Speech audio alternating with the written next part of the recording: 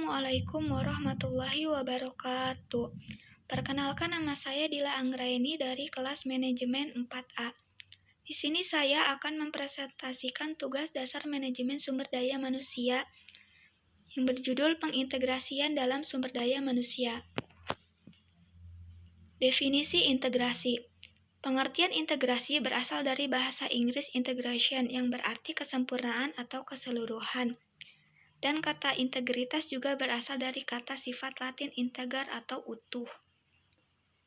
Integrasi adalah konsep konsistensi, tindakan, nilai-nilai, metode, langkah-langkah, prinsip, harapan, dan hasil.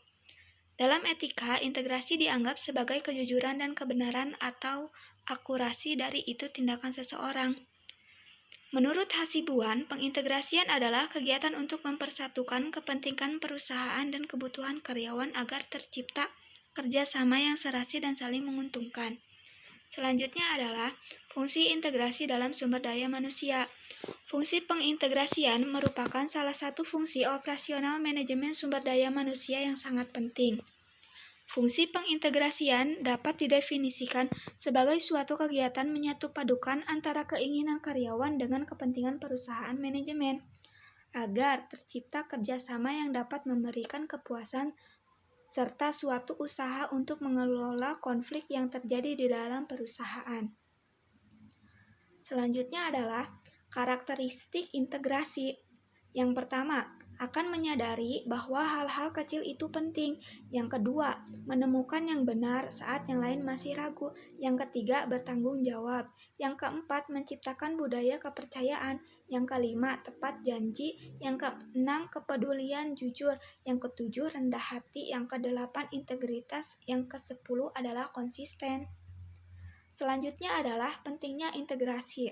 Pengintegrasian atau integration ialah fungsi operasional manajemen personalia yang terpenting, sulit dan kompleks untuk merealisasikannya.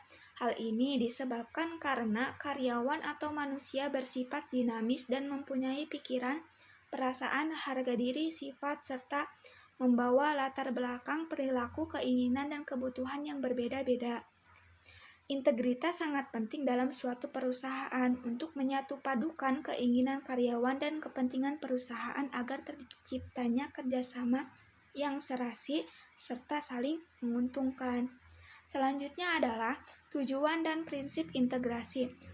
Tujuan pengintegrasian ialah memanfaatkan karyawan agar mereka bersedia bekerja keras dan berpartisipasi aktif dalam menunjang tercapainya tujuan serta terpenuhinya kebutuhan karyawan. Prinsip pengintegrasian adalah menciptakan kerjasama yang baik dan saling menguntungkan. Selanjutnya adalah metode pengintegrasian. Adapun metode pengintegrasian adalah sebagai berikut. Yang pertama, hubungan antar manusia atau human relations. Yang kedua, motivation. Yang ketiga, kepemimpinan atau leadership. Yang keempat, kesepakatan kerja bersama. Yang kelima, collective bargaining. Mungkin hanya itu yang dapat saya sampaikan, kurang lebihnya saya mohon maaf. Wassalamualaikum warahmatullahi wabarakatuh.